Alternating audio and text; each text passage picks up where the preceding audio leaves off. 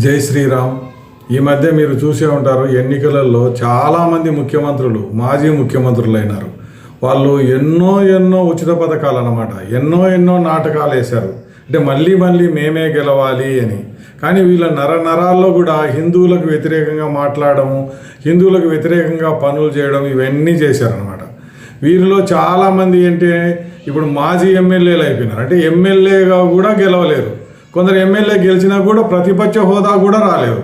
కొందరికి ప్రతిపక్ష హోదా వచ్చిందనమాట. వీళ్ళను ఎందుకు ప్రజలు ఈ విధంగా చీకొట్టినారంటే వాళ్ళు చేసిన పనుల వలనే.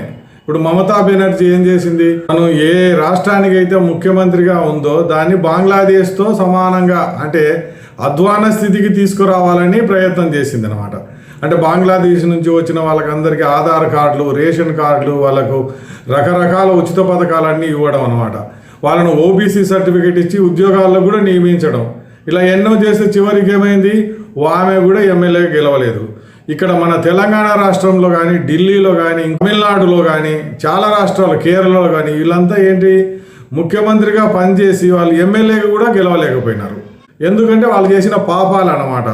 వీళ్ళు చాలామంది భారతీయులకు వ్యతిరేకంగా, భారతీయ సంస్కృతికి వ్యతిరేకంగా ఎన్నో పనులు చేశారు. గుళ్ళను కూడగొట్టారు, తర్వాత మసీదులలో పనిచేసే వాళ్ళకు జీతాలు ఇచ్చారు. కేసీఆర్ కానీ, కేజ్రీవాల్ కానీ చాలా ఉచిత పథకాలు అన్నమాట. ప్రజల నుంచి వసూలు చేసిన పన్నులన్నిటిని కూడా ఉచిత పథకాలకే వాళ్ళంతా కూడా దారాదత్తం చేశారు. కోటీశ్వరులకు కూడా రైతు బంధు ఇవ్వడము, బీసీ బంధు ఇవ్వడము, తర్వాత ముస్లిం బంధు ఇవ్వడము, చేపల పథకాలు, ఇవన్నీ ఎన్నో గొర్రెల పథకాలు. అంటే వీళ్ళు కోటీశ్వరులు అయినా సరే కులం పేరు మీద ఇచ్చేసుకుంటూ పోయినారు. అక్కడ జగన్మోహన్ రెడ్డి అలాగే చేశాడు. తర్వాత ఢిల్లీలో ఈయన కేజ్రీవాల్ విపరీతమైన ఉచిత పథకాలు అన్నమాట. కరెంటు ఉచితము, గ్యాస్ ఉచితమని, బస్సులు ఉచితమని, అంటే బస్సు ప్రయాణం ఉచితమని, ఇట్లా రకరకాలుగా చేసుకుంటూ పోతే చివరికి ఏమైంది? ఎమ్మెల్యే కూడా గెలవలేకపోయినాడు. వాళ్ళ పార్టీ ఓడిపోయింది. ఆయన మాజీ ముఖ్యమంత్రి, మాజీ ఎమ్మెల్యే అయిపోయినాడు. ఇక్కడ తెలంగాణలో ఈయన కామారెడ్డిలో ఓడిపోయినాడు, గజ్వేల్లో కూడా పోటీ చేశాడు కాబట్టి గెలిచాడు. రాష్ట్రాన్ని ఎంత విచ్ఛిన్నం చేశాడంటే, ఇంకొకసారి ఈయన ముఖ్యమంత్రి అయితే అసలు కోలుకోలేని స్థితిలో రాష్ట్రం వెళ్ళిపోయింది. కాళేశ్వరం ప్రాజెక్ట్ అనేది ఏదైతే కట్టారో ఆ అప్పులు తీర్చని ఇంకా 20-30 సంవత్సరాలు తెలంగాణ ప్రజలకు భారం ఉంటుంది. కేజ్రీవాల్ కూడా అంతే. యమునా నదిని అసలు పట్టించుకోకుండా అపరిశుభ్రం చేశాడు కదా, దాన్ని శుభ్రం చేయాలంటే ఇంకొక 10 సంవత్సరాలు పట్టొచ్చు. అంటే వీళ్ళు దేశం నాది కాదు అని అనుకొని ఈ విధంగా ప్రవర్తించారన్నమాట. ఏమన్నారు కేజ్రీవాల్? నేను ముఖ్యమంత్రిగా ఎప్పటికీ ఉంటాను, ఆమ్ ఆద్మీ పార్టీని ఓడించాలంటే ఆ మోడీజీ మీకు ఈ జన్మలో వీలు కాదు, మీకు ఈ జన్మలోనే వీలు కాదు, ఇంకొక జన్మ ఎత్తాలి అని అహంకారం అన్నమాట. ఇక్కడ తెలంగాణలో ఇంకా అంతకన్నా ఎక్కువ అహంకారం. మాకు ఎదురు లేదు అనుకున్నారు. చివరికి ఏమైనారు? మాజీ ఎమ్మెల్యేలు, మాజీ ముఖ్యమంత్రులు అయిపోయినారు. ఇంకా మిగతా వాళ్ళ గురించి తర్వాత చెప్తాను.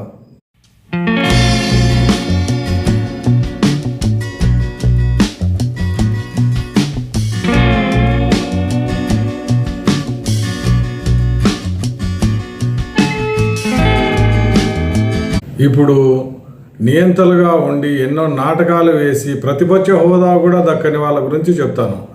ముందుగా జగన్మోహన్ రెడ్డి, తర్వాత మాయావతి, తర్వాత ఉద్ధవ్ ఠాక్రే. వీళ్ళు ముగ్గురు ఏంటి, అసలు ప్రజలకు ఏమైనా ఉపయోగకరంగా ఉండే పనులు ఏమైనా చేశారంటే లేదు. వాళ్ళ ఇష్టం వచ్చినట్టు వాళ్ళకు అనుకునేదే చేసేది. అంటే మళ్ళీ మేమే ఎన్నికల్లో గెలవాలి అని, ఏదో అయాచితంగా గెలిచాము, మనము చాలా జాగ్రత్తగా బాధ్యతగా మనం నిర్వహించాలి అని అనుకోలేదు. అందువల్ల ఏమవుతుంది, ఇప్పుడు జగన్మోహన్ రెడ్డి గారికి 11 సీట్లు, మాయావతి అమ్మకు 1 సీటు, అంటే అసెంబ్లీలో ఒక్క సీటు అనమాట. ఆమె ముఖ్యమంత్రిగా కూడా పనిచేసింది. అంటే ప్రజల డబ్బులన్నీ కూడా వీళ్ళు విపరీతంగా వృధాగా ఖర్చు పెట్టేశారు. ఇప్పుడు జగన్మోహన్ రెడ్డి రకరకాలుగా అన్నమాట వృధా ఖర్చులు. ఏంటి, అంబేద్కర్ విగ్రహం అని చాలా పెద్దగా, దానివల్ల ఎవరికైనా ఆదాయం వస్తుందంటే ఎవరికి రాదు. మాయావతి కూడా అంతే అనమాట. ఏనుగుల పార్క్ అని, మాయావతి పార్క్ అని, తర్వాత తీన్మూర్తి పార్క్ అని రకరకాలుగా కూడా అనమాట. అంటే మాయావతి, కాన్షీరామ్, అంబేద్కర్ ముగ్గురు కలిసి విగ్రహాలు పెట్టేది. చుట్టుపక్కల వేల ఏనుగుల విగ్రహాలు, అంటే వాళ్ళ పార్టీ గుర్తు ఏనుగు కాబట్టి వేల విగ్రహాలు చెక్కించేసి రాతివి ఇష్టం వచ్చినట్లు పెద్ద పార్కులకు విపరీతంగా కోట్లు ఖర్చు పెట్టడం, దాంట్లో అవినీతి చేయడము, దాన్ని మళ్ళీ 100 కోట్లు సంపాదించుకోవడం. అందువల్ల ఏమైంది, ప్రతిపక్ష హోదా ఏమో కానీ ఒకటే ఒక సీట్ అనమాట, ఒక్క సీటుతో ఉంది. ఉద్ధవ్ ఠాక్రే ఆయన అంతే, ప్రజలకు ఉపయోగకరమైన పనులు ఏమీ చేయకుండా ముఖ్యమంత్రిగా ఉండి కాంగ్రెస్ వాళ్ళు ఏది చెప్తే అది తానా అని నాట్యం చేసుకుంటూ అసలు ఏ విధమైన ప్రజలకు ఉపయోగకరమైన పని ఒక్కటి చేయకుండా ఎందుకు పనికిరాని పనులన్నీ చేసుకుంటూ, అంటే ఏ పని జరిగినా కూడా శివసేన వాళ్ళ దౌర్జన్యం ఎన్ని చేసినా కూడా నోరు మూసుకొని ఉంటూ నవనీత్ రాణా అనే మహిళను ఎంతో ఏడిపించారనమాట. అప్పుడు అంటే వాళ్ళకు తోచింది ఏదైతే అదే చేశారు. తర్వాత పాల్గార్లో సాధువులను చంపేస్తే అసలు పట్టించుకోలేదు. ఇట్లా ఎన్నో అన్నమాట, ఎన్నో అరాజకాలు చేసినాడు. ఆఖరికి ఏంటి, ప్రతిపక్ష హోదా కూడా వానికి దక్కలేదు. అంతే, అంత ఘోరంగా అయిపోయింది. వీళ్ళు ముగ్గురు అంతే అన్నమాట, ప్రతిపక్ష హోదా దక్కలేదు. ఎన్నో ఉచిత పథకాలు ఇచ్చారు. ఈ అంబేద్కర్ విగ్రహము లేకుంటే ఏనుగు విగ్రహాలకు కోట్లు ఖర్చు పెట్టేశాడు. జగన్మోహన్ రెడ్డి అయితే 60 సంవత్సరాలు ఉన్న ప్రభుత్వ ఉద్యోగుల రిటైర్మెంట్ వయసును 62 సంవత్సరాలు చేశాడు. అంతకుముందు 58 సంవత్సరాల నుంచి చంద్రబాబు నాయుడు 60 సంవత్సరాలు చేశాడు. పోనీలు అనుకుంటే మళ్ళీ 62 సంవత్సరాలకి ఈయన పెంచేశాడు. అంటే 4 సంవత్సరాలు యువతకు ఉద్యోగాలు రావు. ఇంతమందికి అన్యాయం చేస్తే కోపం ఎంత ఉంటుంది మీరు ఆలోచన చేయాలి. ఆ కోపంతోనే ఆయనకు ప్రతిపక్ష హోదా కూడా ఇవ్వలేదు. మాయావతికి అంతే, ఉద్ధవ్ ఠాక్రేకి అంతే. వీళ్ళేంటి, ఎక్కువ అహంభావంతో ప్రవర్తించినందువలన ప్రతిపక్ష హోదా కూడా రాలేదు.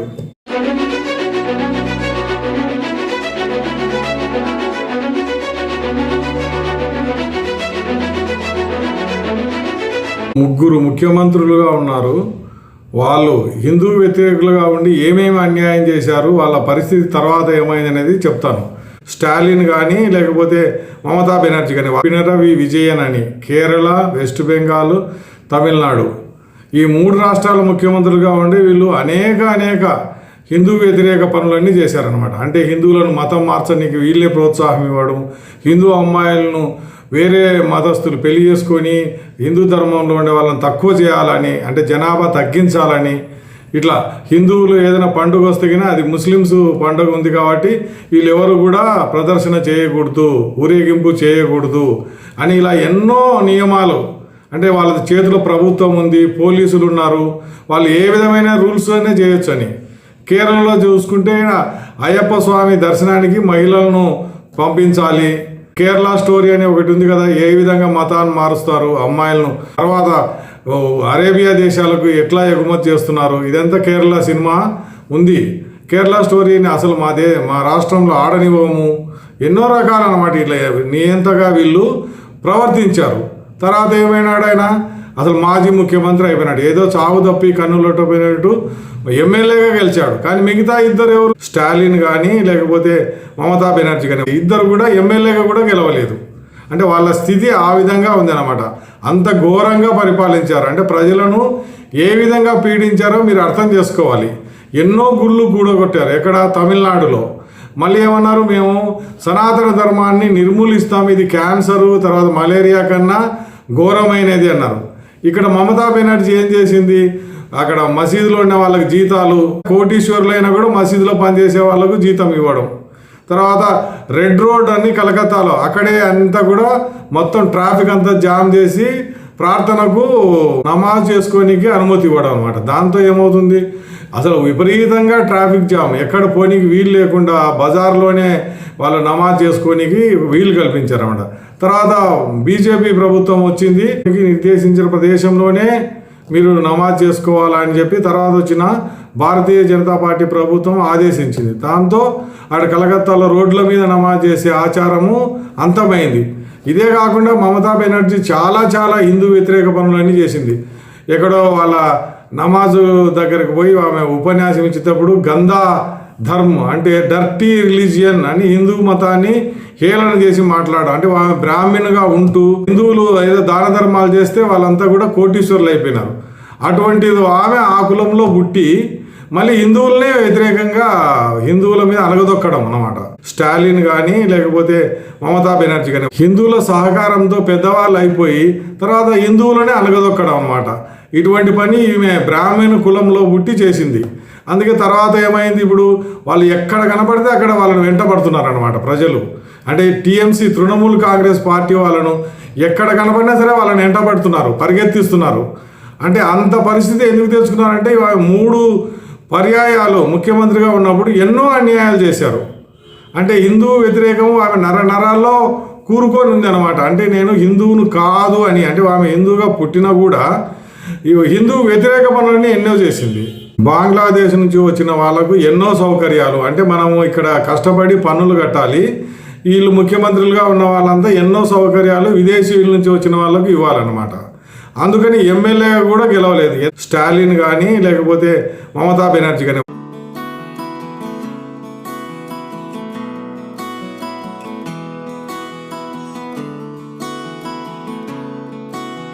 తర్వాత ప్రజలకు అవగాహన కల్పించడానికి ఇంకో వీడియో చేసి మీ ముందుకు వస్తాను. అంతవరకు సెలవు. నమస్తే. జై హింద్.